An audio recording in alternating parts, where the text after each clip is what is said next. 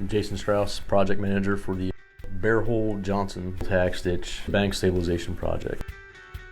Gentlemen whose garage and potentially home at some point would be in jeopardy of falling into the ditch had something not been done. We just had to clear the ditch banks of any debris that was there, pulled the slopes back on the ditch banks so they would accept the rock, put a geotextile underlayment, and then put R5 riprap on the ditch banks for approximately 500 feet.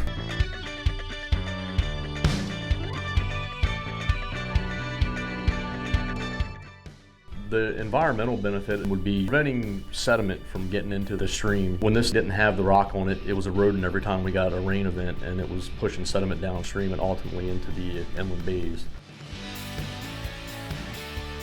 We also tied in some roof drains off the back of his garage that were running over the ditch bank. We diverted it into the tax ditch.